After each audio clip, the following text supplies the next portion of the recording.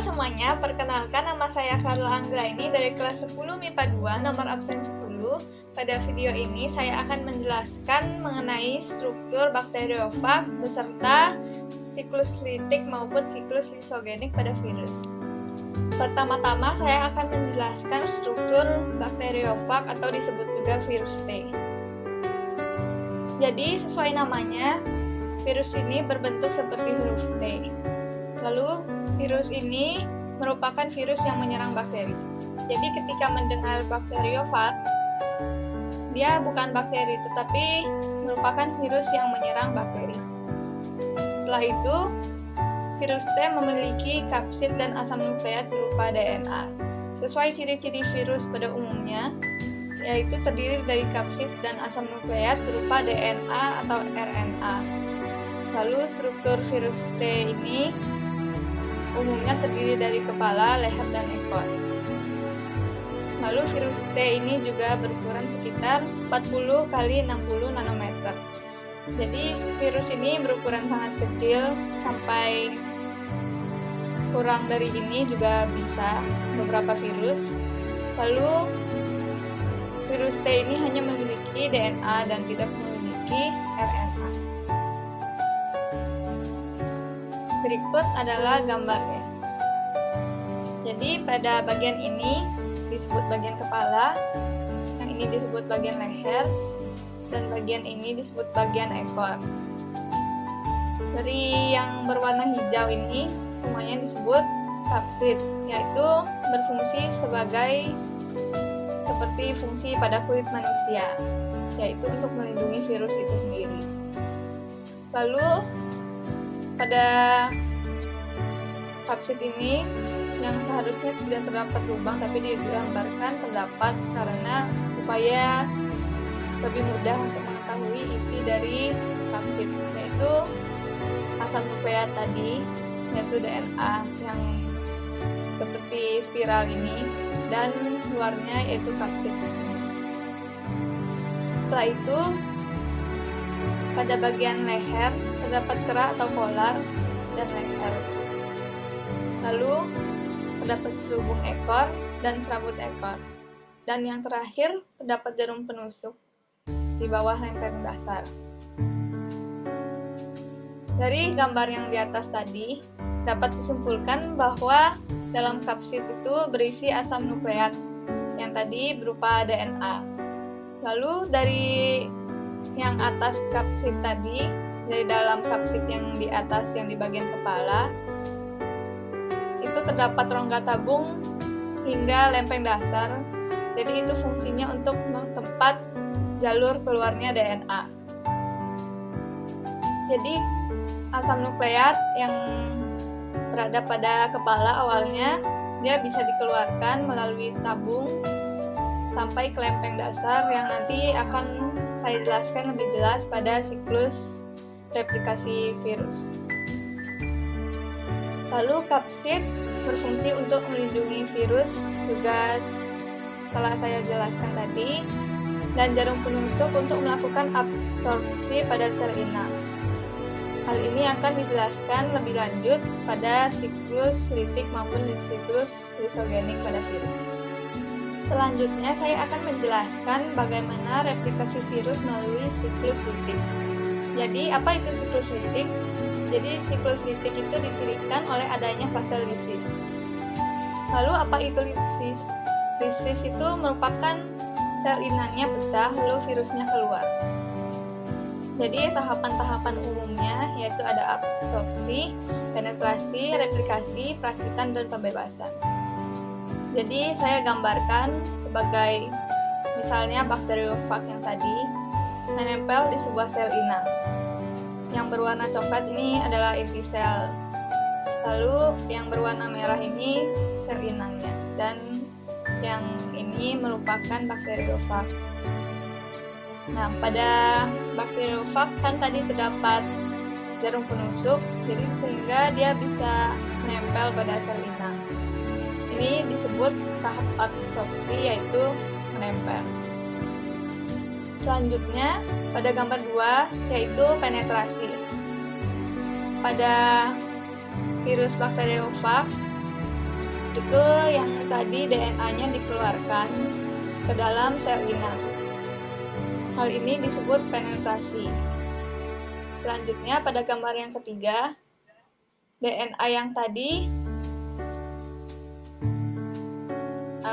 terdapat pada sel inang dan bakteriofag sudah pergi. Lalu selanjutnya tahap replikasi. Tahap 3 menuju 4 merupakan tahap replikasi, yaitu tahap menyusun DNA menggunakan DNA sel inang. Jadi sel inang juga mempunyai DNA karena dia makhluk hidup, sehingga sel inang tersebut DNA-nya bisa membentuk kapsid pada bakteriofag. Bisa terlihat bahwa bakteriofag sudah terbentuk dari kepala hingga ekor, lalu sampai pada tahap perakitan.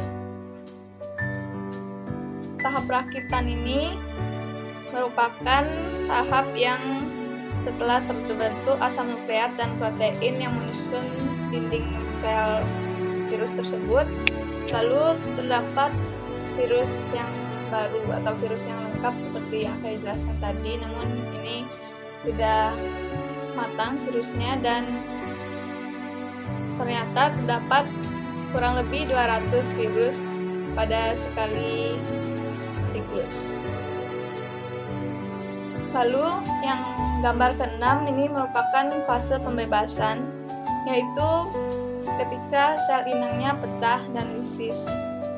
Seperti ini gambarnya. Lalu virusnya keluar. Setelah itu mencari sel-sel inang hidup yang baru, dan terjadi seperti itu secara berulang-ulang. Yang terakhir, saya akan menjelaskan bagaimana replikasi virus melalui siklus lisogenik. Jadi, yang tadi siklus litik, terdapat fase lisis. Jika siklus lisogenik tidak terdapat fase lisis, tetapi virus ikut membelah bersama sel inang. Jadi, tahapan siklus lisogenik yaitu absorpsi dan infeksi, penetrasi, penggabungan, dan replikasi. Sebenarnya memang hampir mirip dengan siklus litik, tetapi terdapat perbedaan sedikit, yaitu ikut membelah bersama sel inang. Jadi pertama-tama, seperti siklus litik tadi, bakteriofag menempel pada sel inang. Nah, di sini saya juga akan jelaskan kenapa DNA ini bisa masuk ke dalam sel inang. Itu terjadi karena terdapat enzim lisozim yang menghidrolisis dinding sel inang ini. Pada siklus litik juga terdapat enzim lisozim yang mencerna dinding sel sehingga DNA-nya dapat masuk. Setelah itu, sama seperti tadi absorpsi dan infeksi, jadi selnya itu sudah terinfeksi oleh DNA virus. Lalu ini tahap penetrasi. Lalu ini merupakan tahap penggabungan, yaitu DNA virus bersatu dengan DNA sel inang untuk membentuk profag atau virus yang baru. Jadi hampir sama seperti yang siklus litik tadi, tetapi di sini DNA-nya bergabung, sedangkan di siklus litik DNA pada sel inang membentuk kapsid pada virusnya. Setelah itu pada tahap keempat, dia telah menjadi virus yang baru, dan ini ketika selnya membelah, ini terdapat 2 inti sel. Ini merupakan proses pembelahan. Lalu virusnya ini yang digambarkan 1 menjadi 2, tapi sebenarnya menjadi 2 kali lipat artinya. Lalu ini disebut tahap replikasi. Lalu virus yang sudah terbelah ini, dia ikut bersama sel inang akhirnya ketika pembelahan sel, lalu 1 sel menjadi 2 sel, sehingga virus itu selalu tetap ada dalam sel tersebut sampai akhirnya setiap sel pada inang tersebut bisa rusak karena virus ini. Lalu terjadi juga pada siklus fisik, sel inang semuanya bisa rusak karena terjadi proses lisis yang terlalu banyak. Sekian video presentasi dari saya. Mohon maaf jika ada kesalahan maupun kesalahan kata. Terima kasih dan semoga bermanfaat.